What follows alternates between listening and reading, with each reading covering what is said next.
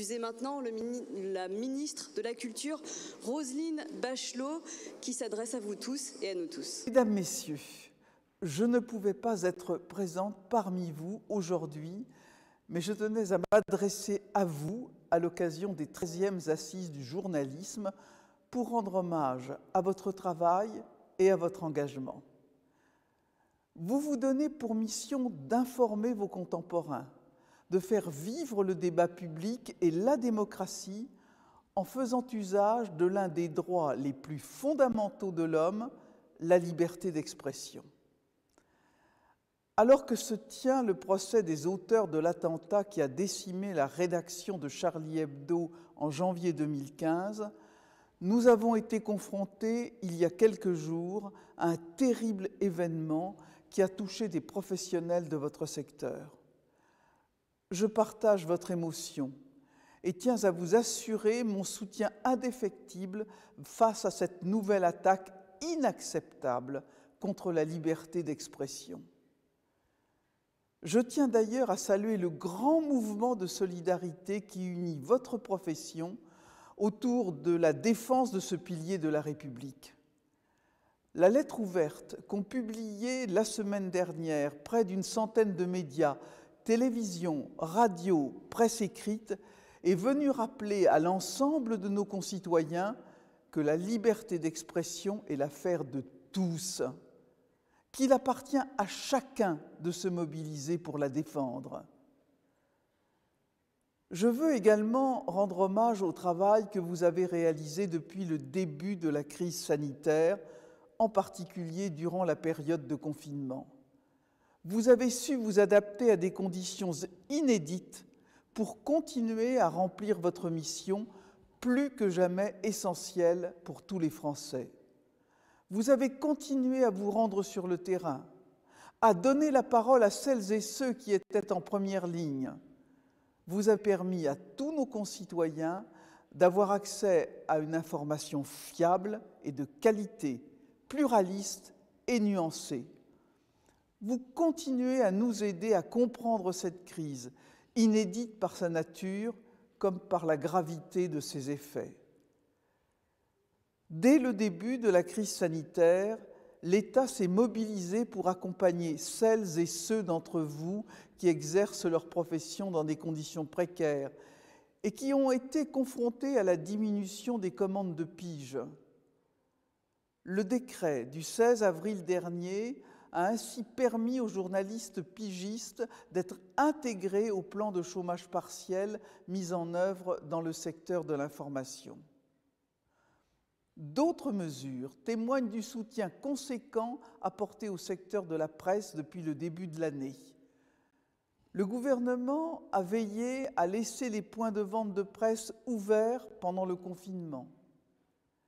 Il a facilité la circulation des journalistes dans les espaces publics pendant la crise sanitaire et s'est mobilisé en faveur des entreprises de presse et des marchands de journaux qui étaient confrontés à la crise sanitaire ainsi qu'à la crise de la distribution. Nous avons ainsi évité autant que possible une crise systémique. Notre mobilisation se poursuit. Ce mouvement sera complété et amplifié dans le cadre du plan de filière annoncé par le président de la République le 27 août dernier. Il prévoit en particulier la mise en place d'un fonds de lutte contre la précarité doté de 36 millions d'euros sur 2 ans. Ce fonds a vocation à accompagner notamment les jeunes professionnels sortant d'écoles de journalisme, les pigistes, les photojournalistes et les dessinateurs de presse. C'est une première dans l'histoire des dispositifs de soutien à la presse. Bien entendu, des échanges approfondis auront lieu entre mes services et les représentants de votre profession pour étudier les modalités concrètes de mise en œuvre de ce plan.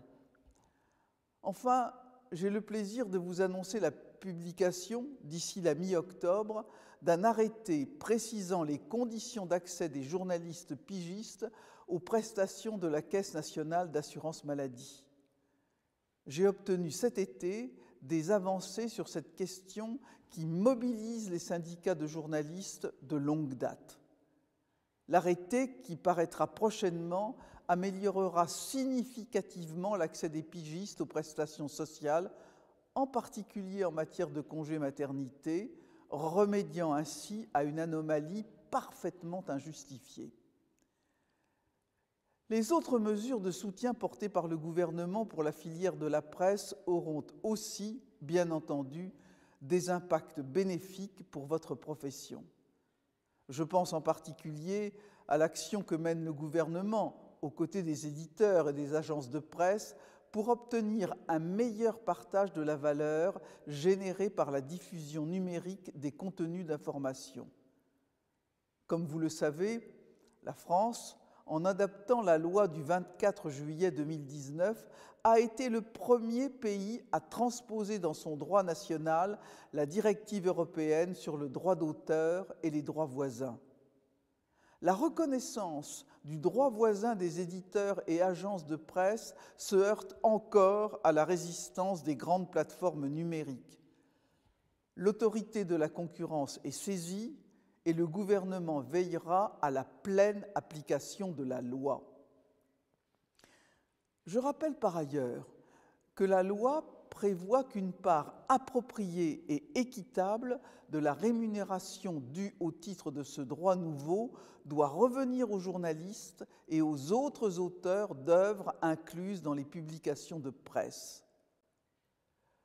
Je souhaite enfin rendre hommage au travail réalisé depuis près d'1 an par les membres du tout nouveau Conseil de déontologie journalistique et de médiation. Depuis la remise du rapport d'Emmanuel Hoog, un collectif de journalistes, d'éditeurs et de représentants de la société civile s'est constitué pour mettre en place une instance tripartite d'autorégulation dont l'acte fondateur a eu lieu en décembre 2019.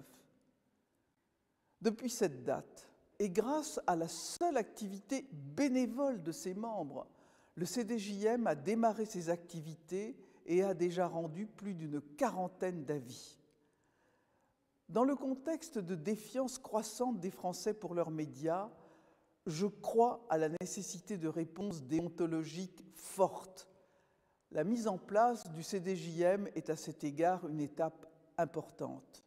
Je forme le vœu que cette initiative connaisse un plein succès et souhaite que le CDJM bénéficie de l'adhésion du plus grand nombre possible d'entreprises de médias françaises.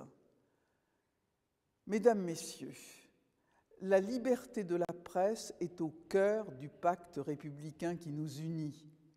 Et ce sont les journalistes qui la font vivre. Voilà pourquoi vous pouvez compter sur moi pour vous défendre, vous soutenir et vous accompagner au cours des prochains mois.